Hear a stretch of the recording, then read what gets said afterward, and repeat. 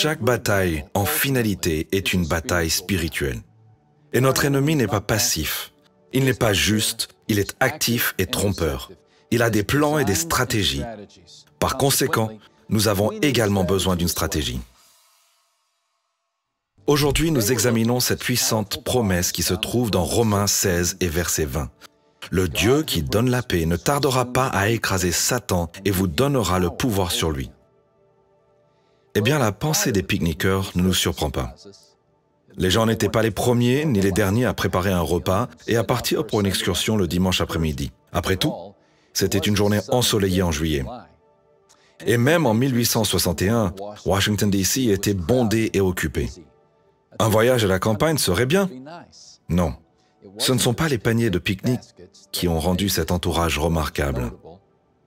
C'est là où ils allaient s'arrêter. Ils allaient sur un champ de bataille.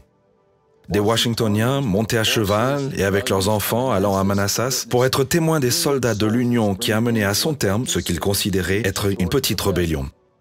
Leur intention était de s'asseoir sur les couvertures et de manger leur poulet et se réjouir à distance. Un soldat les a décrits comme une foule de touristes. Mais la réalité n'a pas tardé à les rattraper. Le bruit des coups de feu, la vue du sang et les cris des soldats blessés. Les gens ont vite compris que ce n'était pas un pique-nique. Les pères ont saisi leurs enfants, les maris ont appelé leurs femmes, ils ont sauté dans les wagons, ils ont sauté sur les chevaux.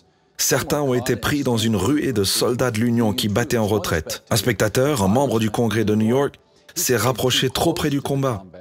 Il a été attrapé par des soldats confédérés et a passé 6 mois dans une prison à Richmond. C'était la dernière fois qu'un spectateur emportait un panier de pique-nique sur un champ de bataille. Où est-ce que ça l'a vraiment été? Se pourrait-il que nous fassions la même erreur? Se pourrait-il que nous soyons sous la même fausse supposition? Est-ce possible que nous fassions aujourd'hui la même chose que les Washingtoniens ont fait alors? Vous voyez, selon la Bible, il y a une guerre qui fait rage. Éphésiens chapitre 6 l'exprime de cette façon. Car nous n'avons pas à lutter contre des êtres de chair et de sang, mais contre les puissances, contre les autorités, contre les pouvoirs de ce monde de ténèbres et contre les esprits du mal dans le monde céleste. C'est pourquoi endossez l'armure que Dieu donne, afin de pouvoir résister aux mauvais jours et tenir jusqu'au bout, après avoir fait tout ce qui était possible. Ensuite, vous serez en mesure de vous tenir fort. Tenez donc ferme, ayez autour de la taille la vérité pour ceinture et revêtez-vous de la droiture en guise de cuirasse. Ayez pour chaussure à vos pieds la disponibilité à servir l'évangile de la paix. En toutes circonstances, saisissez-vous de la foi comme un bouclier avec lequel vous pourrez éteindre toutes les flèches enflammées du diable. Nous sommes dans une bataille et nous devons la prendre au sérieux.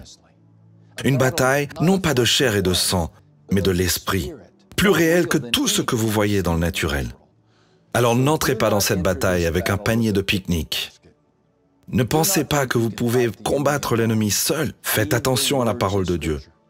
Revêtez-vous de l'armure complète de Dieu, afin que vous soyez prêts pour la bataille et que vous puissiez rester fort sur le champ de bataille.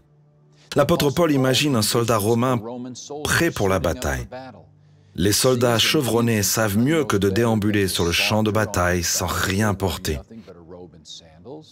Il prend soin de préparer sa ceinture, son armure, son bouclier, son épée. Il apporte toutes les armes dans le conflit, car aucune n'est sans importance.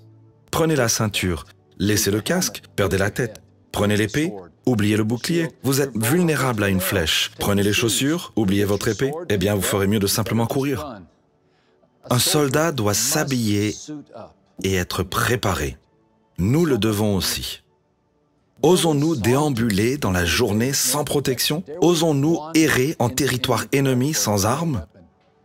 Pas si nous voulons rester forts. Chaque bataille est en réalité une bataille spirituelle.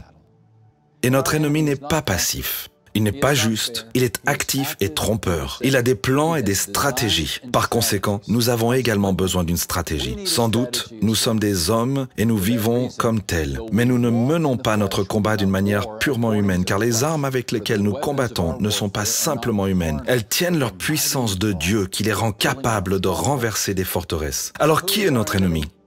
Celui qui s'est retourné contre Dieu, qui a trompé Adam et Ève et menace nos cœurs aujourd'hui. Celui qui vient voler, tuer et détruire. Satan est notre ennemi. Mais prenez courage. Nous avons une promesse sur laquelle nous pouvons nous tenir au milieu de la bataille. Romains chapitre 16 et verset 20. Le Dieu qui donne la paix ne tardera pas à écraser Satan et vous donner le pouvoir sur lui. Shalom, j'espère que vous avez aimé cette vidéo. Abonnez-vous pour ne pas rater nos programmes. Merci de faire partie de notre famille TBN. Que Dieu vous bénisse. Shalom de Jérusalem.